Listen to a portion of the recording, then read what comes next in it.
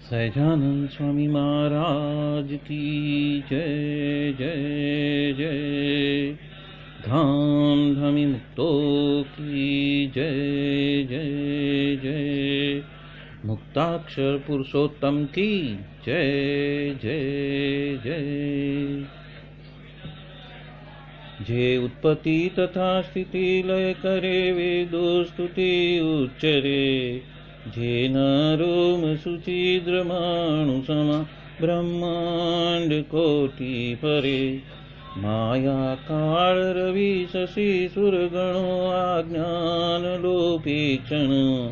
विवाक्षर धाम नाधिपति श्री स्वामी नारायण। महाध्यानाभ्यासं विदतमजस्त्रं भगवत पवित्रे सम्प्राप्तं स्थितिमतिवरेकान्तिकवृषे। सदानन्दं सारं परमहरिवार्ताव्यसनिनं। गुणातीतानन्दं मुनिवरमहं नौमि सततम्। अनेकेभ्यो सद्भ्यो विमलहरिविज्ञान ददतं। भुविर्ब्राह्मी विद्या हरिवचनरूपामुदयतं। हरिध्यानासक्तं शुभगणमनाद्यक्षरमहं। गुणातीतानन्दं सकलगुरुमुले मुनिवरम्। सहजानंद स्वामी महाराज की जय जय जय। यत् सत्येन जगत् सत्यं यत् प्रकाशेन भाति तत्। यदानन्देन नन्दन्ति तस्मै श्री गुरुवे नमः। ध्यानमूलं गुरोर्मूर्ति पूजामूलं गुरोर्पदं। मन्त्रमूलं गुरोर्वाक्यं मोक्षमूलं गुरोकृपा। सहजानंद स्वामी महाराज की जय जय जय। अनादिमूल अक्षर मूर्ति सद्गुरु श्री गुणातीतानंद स्वामी की बातें, प्रकरण 6,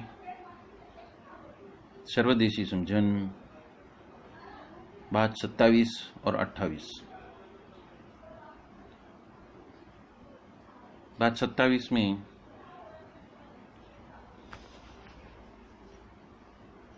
स्वामीनारायण हरे स्वामी बात कहते हैं, भगवान के अवतार तो असंख्य है, पर इस समय जो महाराज प्रकट हुए हैं, मतलब कि जो हमारे सम्मुख है, उनके साथ में तो 2000 भगवान के अवतार आए हुए हैं और वह स्वयं तो सभी के बीच में सभी के अवतारी है, ऐसा स्पष्ट समझना।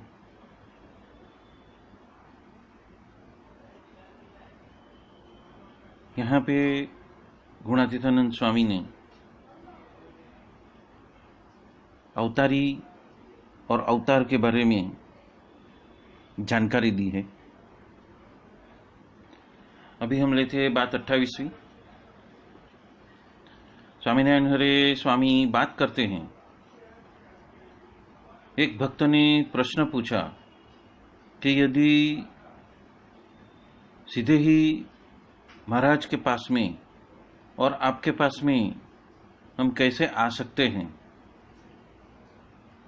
तब स्वामी कहते हैं कि जो महाराज को पुरुषोत्तम जानता है और वह भगवान की आज्ञा का पालन करता है, तो आप महाराज के पास में या तो गुणातीत संत के पास में आ सकते हैं, मतलब कि उपस्थित हो सकते हैं, उनका स्वाध्याय कर सकते हैं। बात 27 में गुणतीतानंद स्वामी कह रहे हैं कि हमारे सन्मुख जो श्री सज्जानंद स्वामी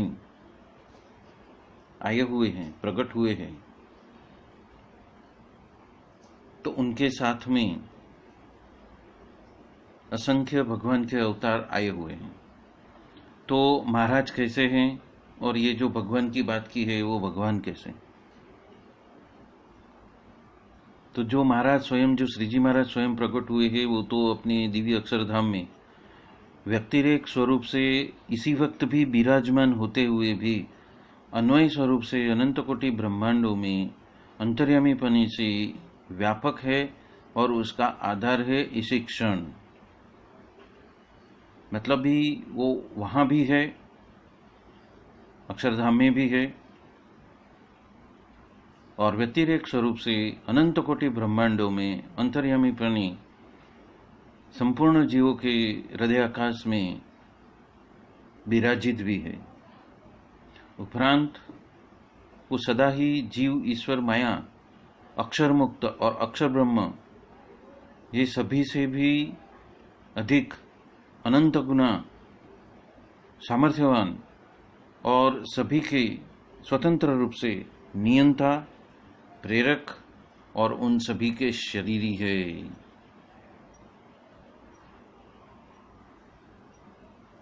वो अपनी स्वतंत्र इच्छा से सभी जीव तथा ईश्वरों के कर्मफल प्रदाता हैं। उपरांत उनकी इच्छा शक्ति, ज्ञान शक्ति और क्रिया शक्तियों के भी वही प्रेरक है। माइक, इंद्रिय और अंतःकरण को अगोचर ऐसे ये परब्रह्म पूर्ण पुरुषोत्तम सहजानंद श्री स्वामीनारायण भगवान स्वयं अपने दिव्य संकल्प से ही करुणा करके अनंत जीव तथा ईश्वरों का आत्यंतिक कल्याण के लिए ही और अपने भक्तों के मनोरथ पूर्ण करने के लिए ही अक्षरधाम में रहे होने के बावजूद अपने सर्वदिव्य गुण और ऐश्वर्य आदि सहित जिस ब्रह्मांड प्रत्येक साक्षात मनुष्य रूप से प्रकट होते हैं और सभी को नयन गोचर होते हैं, वो परब्रह्म पूर्ण पुरुषोत्तम श्री सज्जानंद स्वामी के रूप में यहाँ पे आकर बसे हुए हैं। और उनके साथ में जितने भी ईश्वरीय अवतार जिनको भगवान कहा गया है, वो भी उनके शरण में यहाँ पे आकर उनकी सेवा भक्ति अदा कर रहे हैं। ये बात यहाँ पे गुणातीतानंद स्वामी जता रहे हैं। उपरांत वो सदाकाल अपने प्रत्यक्षपने की उपासना कराने के लिए वो अंतर्धान होने के बावजूद भी जो साक्षात अक्षर ब्रह्म स्वरूप जो गुरु हरि द्वारा वो सम्यक रूप से अन्वय स्वरूप से इस पृथ्वी के ऊपर सदा प्रकट रहते हैं और सदा प्रकट रहेंगे। वो सभी अवतारों के कारण हैं, वही अवतारी है, वही अधिपति है। कोई विशेष कार्य निमित्त से वो जब जीव तथा ईश्वरों के चैतन्य में संकल्प विशेष रूप से अनुप्रवेश करते हैं, तब ऐसे अवतार संभवित होते हैं। और ये इस प्रकार के सभी अवतारों के चैतन्य स्वरूप स्वभाव से एक दूसरे से भिन्न हैं। और ऐसे अवतारों की जैसे ही वासुदेवादिक चतुर्व्यूह उपरांत केशवादिक 24 मूर्तियां वगैरह के चैतन्य भी स्वरूप स्वभाव के वजह से एक दूसरे से अलग अलग है, भिन्न है। यहाँ पे गुणातीतानंद स्वामी ये जताना चाहते हैं कि अवतारों के रूप में जो भगवान आए हैं, उनके भी अंदर कार्य निमित्त से संकल्प विशेष से अनुप्रवेश करते हैं और वो सभी अवतारों के कारण बनकर वो अवतारी कहे जाते हैं। ये बात यहाँ पे गुणातीतानंद स्वामी कह रहे हैं। वचनामृत पंचाला 2 में, 7 में और मध्य 31 में उन्होंने और विस्तार से उसके बारे में कहा है कि परब्रह्म पूर्ण पुरुषोत्तम अलग अलग कार्यों के लिए ईश्वर चैतन्य या फिर जीव चैतन्य में भी अनुप्रवेश करके वो देह धारण करते हैं और इस रीत से भगवान के राम कृष्णादिक अवतार हुए हैं। यानी कि अवतारों ईश्वर चैतन्य या जीव चैतन्य होते हैं जो परब्रह्म से तात्विक रीत से अलग है। तमाम अवतारों का चैतन्य भले ही परब्रह्म से अलग हो, फिर भी परब्रह्म का अवतारों में अनुप्रवेश होने के वजह से ही तमाम अवतार परब्रह्म के ही अवतार कहे गए हैं। उपरांत वचनामृत पंचाला 7 मध्य 13 अंत्य 38 और अहमदाबाद 7 में भी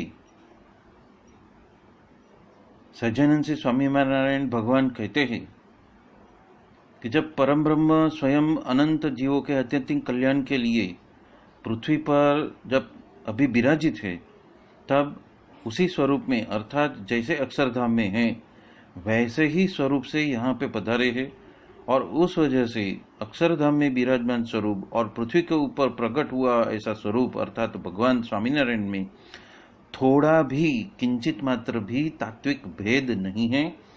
ये बात इस वचनामृतों में बताई गई है। इसके बारे में गुणचेतनानंद स्वामी प्रकरण 6 की 33वीं बात में कहते हैं कि अवतार और अवतारी का भेद किस तरह समझना, कि तब एक व्यक्ति ने कहा कि जिस तरह से जो नट है, जो भवाई रचता है और उसका जो वेश है वो जैसे वो दोनों अपने आप से अलग है। तब उन्होंने कहा कि अवतार अवतारी का भेद तो ऐसा नहीं। राजा और राजा का उमराव, तीर और तीर को डालने वाला, और ताराओं के साथ में जिस तरह से चंद्रमा है, इस तरह से जिनका भेद है, इसी तरह से अवतार और अवतारी का भेद समझना है। प्रकरण 7 की 15वीं बात में भी गुणचेतनानंद स्वामी कहते हैं अक्षराधिक सर्वथकी पर और अद्वैत मूर्ति ऐसे जो प्रकट पुरुषोत्तम, उसी को तो अन्य विभूति अवतार के विषय किस तरह से भेद है। तो जिस तरह से तीर का और तीर का डालने वाला, उपरांत चक्रवर्ती राजा और खंडिया राजा में जैसे भेद है, जैसे सूर्य और सूर्य के मंडल में भेद है, और जैसे चंद्रमा और तारामंडल में भेद है, उसी तरह ये प्रकट पुरुषोत्तम में और अन्य ऐसे अनेक राम कृष्णातिक अवतार में भेद है। और इससे यह प्रकट पुरुषोत्तम को सर्वोपरि पहचानना है।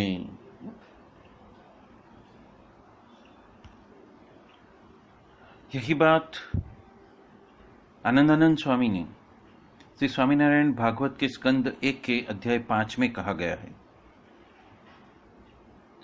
पूर्ण पुरुषोत्तम से सज्जनानंद स्वामी की सेवा में जो अवतार थे उनके नाम मैं कहता हूं, वो सुनो।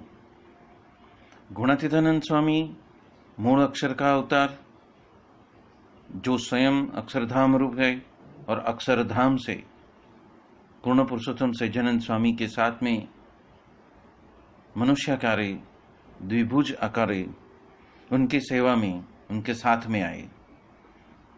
गोपालानंद स्वामी श्रीजी महाराज के महामुक्त का अवतार, व्यापकानंद स्वामी मुक्त का अवतार है, स्वरूपानंद स्वामी भूमा पुरुष का अवतार है, सचिनानंद स्वामी प्रधान पुरुष का अवतार है, मुक्तानंद स्वामी नारद जी का अवतार है, नित्यानंद स्वामी व्यास जी का अवतार है, वासुदेवानंद ब्रह्मचारी वासुदेव भगवान का अवतार है, आत्मानंद स्वामी नारायण का अवतार है और वो बद्रीपति है, रामानंद स्वामी उद्धव का अवतार है, मूर्जी ब्रह्मचारी हनुमान जी का अवतार है, अद्भुतानंद स्वामी विष्णु का अवतार है, कपिलानंद स्वामी कपिल जी का अवतार है, विशुद्धात्मानंद स्वामी दत्तात्रेय का अवतार है, भाई स्वामी ऋषभदेव का अवतार है, विष्णुदास धन्वंतरी का अवतार है, नरसिंहानंद स्वामी नरसिंह जी का अवतार है, रघुवीर जी महाराज रामचंद्र जी का अवतार है, अयोध्या प्रसाद जी महाराज विष्णु के अवतार है, राम प्रताप भाई लक्ष्मण जी का अवतार है, इच्छाराम भाई अनिरुद्ध के अवतार है,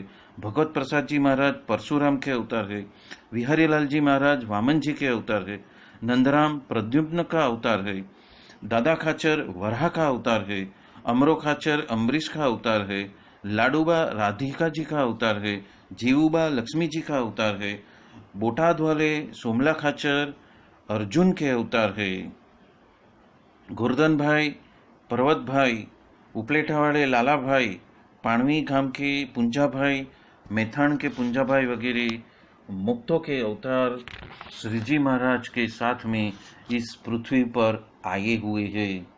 उसमें तो कितने विभूति अवतार है जिसकी गिनती नहीं है।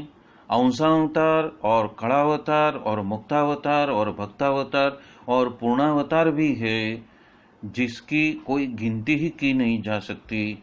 इसीलिए श्री सज्जनानंद स्वामी के आज्ञा से जो आए हुए जो अवतारों की गणना करने के लिए कोई समर्थ ही नहीं है, ये बात यहाँ पे श्री स्वामीनारायण भागवत के स्कंद पहला में अध्याय 5 में आनंदानंद स्वामी ने यहाँ पे बताई हुई है।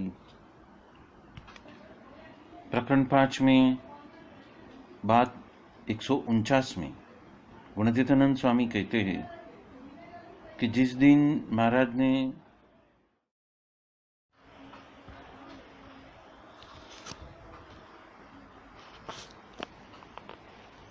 प्रकरण 5 की 205वीं बात में गुणातीतानंद स्वामी कहते हैं कि मंदिर में दर्शन करते हुए कहने लगे कि इस मूर्ति के ऊपर सर्वोपरि अन्य कोई है ही नहीं है, ऐसा समझना। और हम यदि आपको दूसरा वचन कहते हैं पर आपको उसमें घूमना नहीं है, हम तो देश काल देखकर किसी जीव के कल्याण के लिए हम कुछ भी कहते हैं, फिर भी हमारा मानना नहीं। और उसके ऊपर तो नित्यानंद स्वामी का दृष्टांत देकर कहा कि महाराज ने उनको घुमाने की बहुत कोशिश की, फिर भी वो घूमे नहीं, और उस वजह से राजी होकर उनको हार तोरा वगैरह दिया। और महाराज का सर्वोपरिपना का जो संपूर्ण निश्चय था वो तो नित्यानंद स्वामी का ही है, ऐसा यहाँ पे उन्होंने बता दिया। सत्संगी जीवन का ग्रंथ जब लिख रहे थे तब प्रकरण 11 की 75वीं बात में गुणातीतानंद स्वामी कहते हैं कि तब वहाँ पे उनका जो लीला चरित्र वगैरह आया तो वहाँ पे महाराज श्री कृष्ण के अवतार है, इस तरह से सारी बातें आई। तो उस वजह से नित्यानंद स्वामी ने उसका विरोध किया और 7 दिन तक ये ग्रंथ लिखने का बंद रखाया। और ऐसी उनकी पक्की निष्ठा देख के कि नित्यानंद स्वामी की पक्की निष्ठा ये थे कि वो कोई अवतार जैसे नहीं है, वो कोई रामकृष्णादिक जैसे अवतार नहीं है, पर वो सर्वोपरि परब्रह्म पूर्ण पुरुषोत्तम है, अक्षरातीत है, अक्षराधिपति है। उस वजह से उनकी ऐसी समझ को देखकर आखिर में महाराज ने उनको हार पहनाया और उनकी उपासना का बखान किया। और ये बात यहाँ पे गुणातीतानंद स्वामी बार बार जता रहे हैं और कहते हैं कि उन्होंने तत्पश्चात श्लोके श्लोके महाराज को सर्वोपरि है, सभी अवतार के अवतारी है और अक्षर के भी स्वामी हैं, ऐसा उसमें आता रहेगा। तब मंजी भाई ने तब पूछा कि मूर्तियों की भी उपासना तो अन्यथा से अन्य रीत से होंगे, इसलिए स्वामी ने कहा कि हाँ, और महाराज को तो अपनी स्वयं की मूर्ति में ही जुड़ना है और अनंत प्रकार के सत्संग में मनुष्य को तो ये जो वचन है वो तो हजम हुआ नहीं है। और जिन जिन को ये हजम नहीं हुआ है उनको वापस जन्म लेके इस सत्संग में आना पड़ा है। और 20-20 सालों के जो त्यागी है वो भी यहाँ पे आते हैं और वो जुने हो गए हैं और गृहस्थ में भी ऐसे कितने रहे हैं। तो उस तरह से समझ को प्राप्त कर अपनी कसर को टालकर वो सभी अक्षरधाम में बसने के लिए योग्य हो गए। ये बात यहाँ पे गुणातीतानंद स्वामी जता रहे हैं। प्रकरण 5 की 290वीं बात में भी गुणातीतानंद स्वामी कहते हैं कि कितना भी घुमाने पर भी नित्यानंद स्वामी जिस तरह से सर्वोपरि संपूर्ण अवतारों के अवतारी सज्जनानंद स्वामी स्वयं हैं, उस बात में से घूमे नहीं। उसी तरह यहाँ पे भी उनकी बात कही है कि मनुष्य भाव और दिव्य भाव को एक ही समझना है, और ऐसा जिसने निश्चय किया हो तत्पश्चात भगवान स्वयं भी उसमें डगमगाहट लाए तो तब भी घूमना नहीं। और यहाँ पे नित्यानंद स्वामी की दृष्टांत दिया, और उस वजह से महाराज उनकी सर्वोपरि निष्ठा से खुश हो गए और उनको हार तोड़ा किया। ये बात यहाँ पे गुणातीतानंद स्वामी जताना चाहते हैं। प्रकरण 5 की 420वीं बात में गुणातीतानंद स्वामी कहते हैं कि कोटि कृष्ण त्या जोड़े हाथ सदगुरु जहाँ खेले वसंत। ये कीर्तन तो कबीर का पर महाराज बहुत बहुत बुलाते थे। उसमें कोटे कृष्ण वहाँ जोड़े हाथ ये शब्द वो बारंबार कहते थे, और अपना स्वरूप वो समझाने के लिए वो हमेशा प्रवृत्त रहते थे। उपरांत 421वीं बात में भी सत्संगी जीवन में पुरुषोत्तम के ठिकाने पे मुरली वाला ऐसा इस तरह से प्रतिपादन करे तो उनको कभी भी पसंद नहीं आता था। इसलिए जो जिनको बड़े साधु का विश्वास हो तो ही सब कार्य सिद्ध हो जाएगा, और चतीदेव को अक्षरधाम का सुख और मृत्योपरांत अक्षरातीत ऐसे जो परब्रह्म पूर्ण पुरुषोत्तम के अक्षरधाम में स्थान भी मिल जाएगा। ये बात गुणातीतानंद स्वामी कह रहे हैं। उपरांत प्रकरण 5 की 442वीं बात में गुणातीतानंद स्वामी एक बहुत बड़ा रहस्य कहते हैं। वो क्या है कि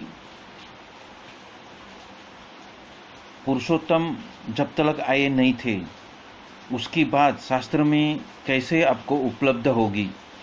शास्त्र में तो जीव का, ईश्वर का, माया का और पुरुष तलक का ही सब आपको मिलता है, लेख मिलता है, पर पुरुषोत्तम की बात शास्त्र में कहाँ से आएगी।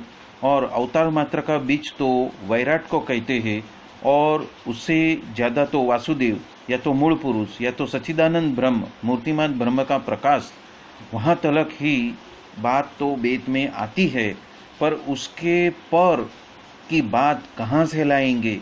और जो पढ़े हुए हैं उनकी दृष्टि तो शास्त्र के सामीप्य में ही होती है, और उस वजह से उनको ये बात समझ में आती नहीं है।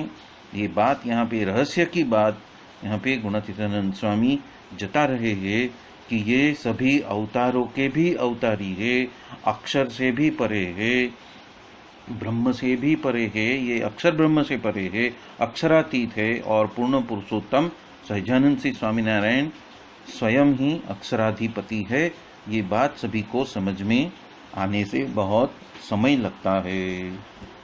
प्रकरण 5 की 423वीं बात में कहते हैं कि जब हम बीमार थे तब हम धाम देखने के लिए गए, ऐसा महाराज कहते हैं। तो उस वक्त देवता के, पुरुष के धाम आदि सभी देखे।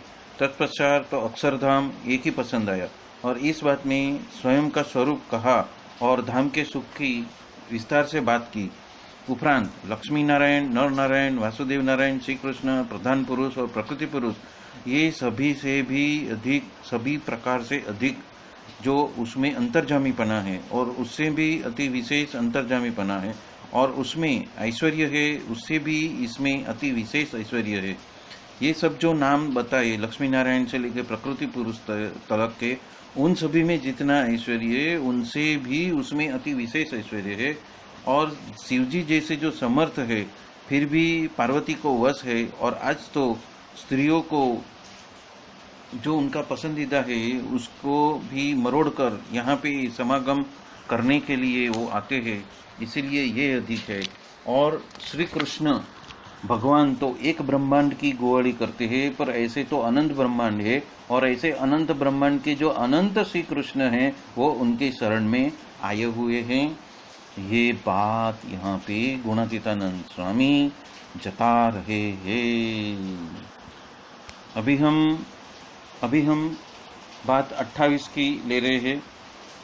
एक भक्त ने पूछा कि ठेठ के ठेठ मतलब कि अक्षरातीत ऐसे जो अक्षरधाम जहाँ पे पूर्ण परब्रह्म पुरुषोत्तम बैठे हैं उनकी पास में हम कैसे पहुंच सकते हैं। तब स्वामी कहते हैं कि महाराज को सर्वोपरि पूर्ण पुरुषोत्तम मानना और भगवान की आज्ञा की पालन आप अक्षरशः करने की कोशिश करेंगे तो ही आप वहां तक पहुंच सकते हैं। अब यहाँ पे भगवान की आज्ञा के बारे में हम यहाँ पे देखते हैं कि सहजानंद स्वामी को जो यहाँ पे प्रकट है मनुष्याकृति रूप में, वो ही अक्षरधाम में बैठे हैं और वो ही सभी के सर्वकर्ता हर्ता है और वो सर्वदा सर्व ऐश्वर्य संपन्न है, सर्वज्ञ है और समग्र सृष्टि के निमित्त और उपादान कारक है, कारण है। वो बात यहाँ पे गुणातीतानंद स्वामी बता रहे हैं। वो हमेशा सदाई मतलब कि नित्य जीव, ईश्वर, माया, अक्षर मुक्त और अक्षर ब्रह्म, उन सभी से अनंत गुना सामर्थ्य वाली और सभी से स्वतंत्रपणे वो नियंता, प्रेरक और वो सभी के शरीरी है।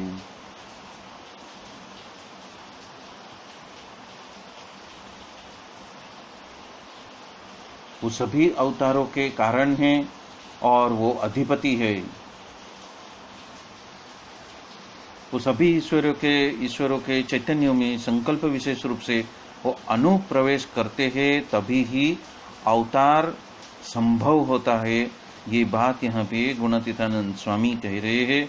और बाकी सभी जो अवतार है, जैसे कि वासुदेवादिक चतुर्व्यूह है, उपरांत केशवादिक 24 मूर्तियां हैं, वगैरह वगैरह वगैरह, ऐसे अनंत जो चैतन्य है वो भी स्वरूप स्वभाव होने की वजह से वो एक दूसरे से अलग अलग है और वो सहजानंद स्वामी के सामने न्यूनता से, उनके पास में सारी ऐश्वर्य और सत्ता न्यूनता से है।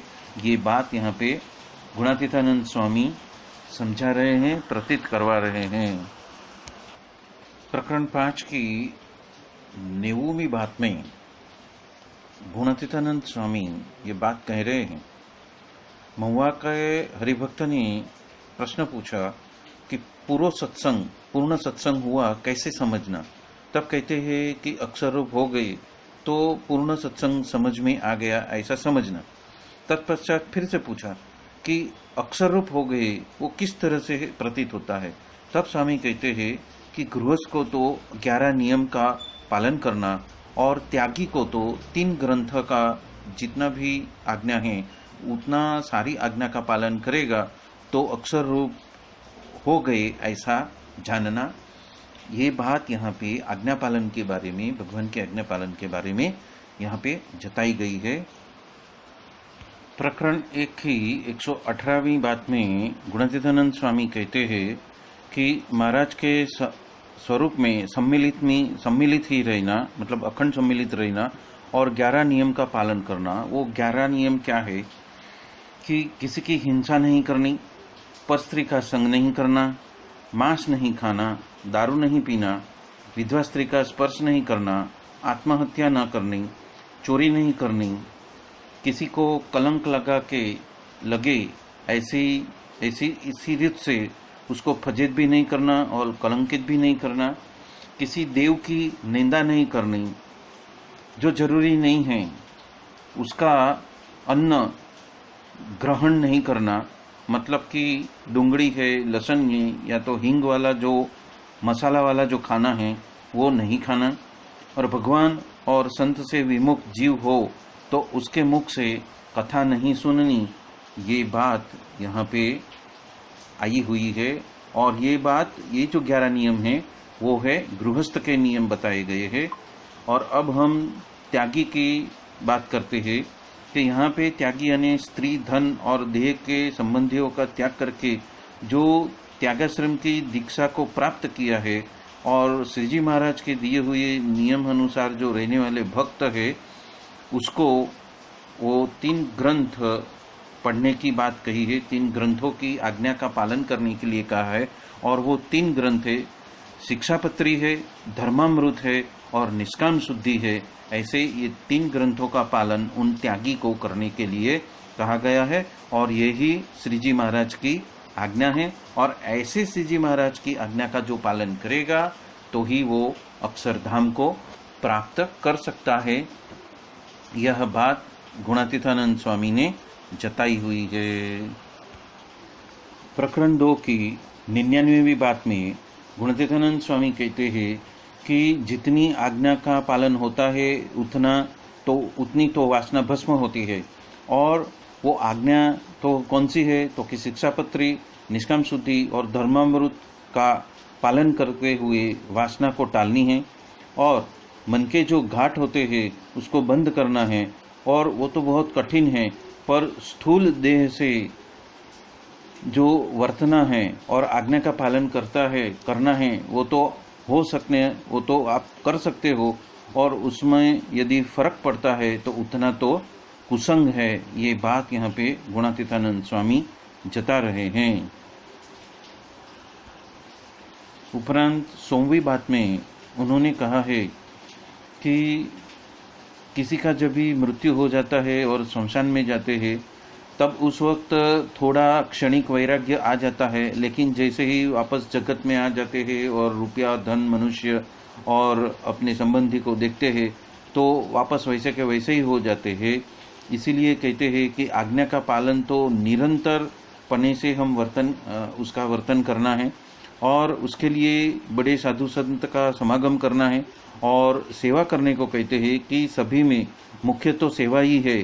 वो क्या, तो कि बड़े एकांतिक की अनुवृत्ति के हिसाब से मन, कर्म और वचन से उनकी सेवा रखनी, सेवा बजानी, और ऐसी अन्य कोई सेवा तो हमें प्राप्य हो ही नहीं सकती। ये बात यहाँ पे गुणातीतानंद स्वामी हम सबको जताना चाहते हैं। प्रकरण 6 की 101वीं बात में गुणातीतानंद स्वामी कहते हैं कि त्याग का पालन करना वो कोई मीठी बात नहीं है, वो तो कड़वी बात ही है। और यदि आपको महाराज के पास में जाना ही है, अक्षरधाम में पहुंचना ही है, तो वचन में ही रहो।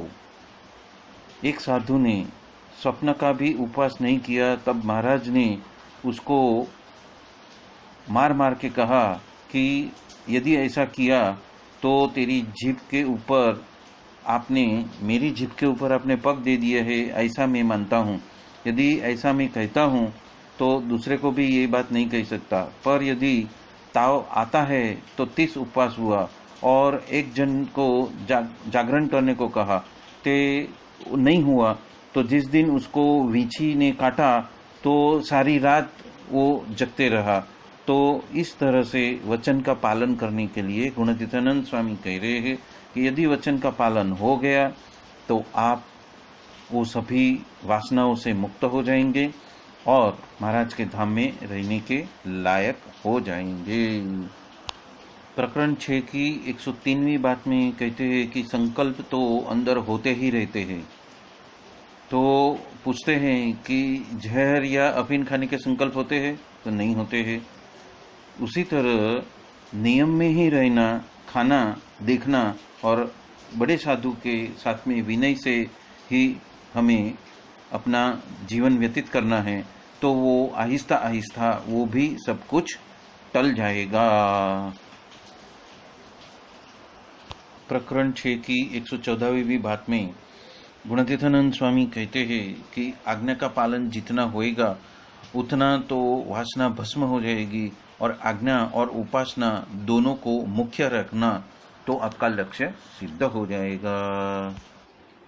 प्रकरण 5 की 159वीं बात में गुणातीतानंद स्वामी कहते हैं कि उपासना व आज्ञा तो दोनों रखना ही है, पर उपासना में तथा ध्यान में जो निश्चय है और आज्ञा में जो ब्रह्मरूप है वो ही मानना। इसलिए मूल अज्ञान जो कारण देह है उसका नाश हो जाएगा, और ऐसा तो सतयुग में भी किसी ने किया नहीं है। ये बात यहाँ पे कही है, मतलब कि कल्प कल्पांतर से या तो युगों युगों से या तो कई सदियों से ऐसा कारण देह का नाश करने वाले ऐसे अक्षर सहित पूर्ण पुरुषोत्तम पृथ्वी पे आए नहीं हैं। तो उनकी आज्ञा का पालन और उपासना का पालन जब हम करेंगे तो ऐसे ये कारण देह का हमेशा के लिए नाश हो जाएगा।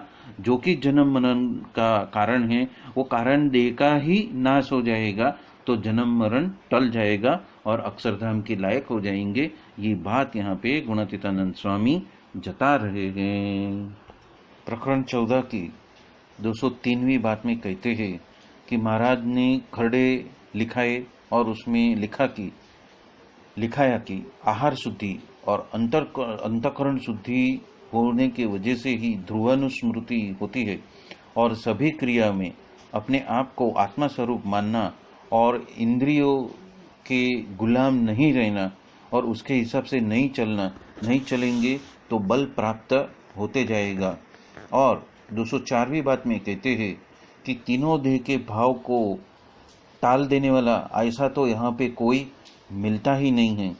इसलिए देह के भाव को रखे बिना धाम में आप नहीं जा सकते हैं। इसलिए हमें देह से भी परे मानना है और इंद्रिय और अंतःकरण से भी परे ऐसा अक्षर ब्रह्म रूप मानना है, तो ही हम जीते जी अक्षरधाम का सुख भी ले सकते हैं और अक्षरधाम में जाने के लिए हम बरोबर से परिपक्व भी हो सकते हैं। और महाराज का अवतार तो मूल अज्ञान जो कि कारण शरीर है उसका नाश करने के लिए हुआ है। इसीलिए कारण शरीर रूप ब्रह्म हत्या जो जीव को लगी हुई है, चिपकी हुई है, तो उसने तो अब जो जन्म धारण करे है और कारण शरीर टालने का जो उपाय है वो तो कार्यानी के 12वें वचनामृत में महाराज ने कहा है कि महाराज का ध्यान मानी उपासना और महाराज का वचन मानी आज्ञा हृदय में जो धारण करते हैं उसका कारण शरीर टल जाता है। तो इस बात का जो बीज है यदि हम हैया में धारण करके रखेंगे तो श्रवण और मनन होएगा तो अर्धा देह तो शून्य हो ही जाएगा और तत्पश्चात जो उनकी आज्ञा दृढ़ होती जाएगी तो दोष मात्र टिल जाएगा। इसलिए साधु होना और गुण के पर हो जाना, गुणातीत हो जाना, और साधु हुए बिना तो गुण के पर आप जा ही नहीं सकते।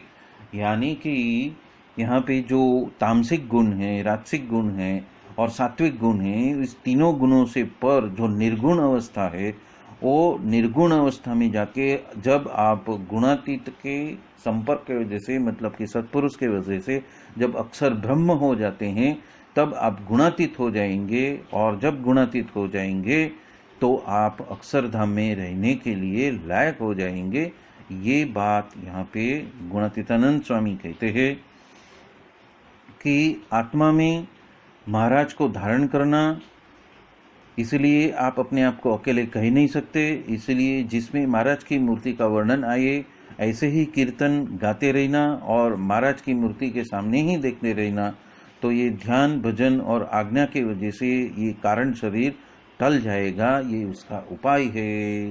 तो यहाँ पे ही हम आज का ये सत्संग संपन्न करते हैं और सभी को बहुत बहुत धन्यवाद करते हैं कि आप ये स्वामी की बातें सुन भी रहे हो और उम्मीद करते हैं कि आपको वो समझ में व्यवस्थित रूप से बैठ जाएगी।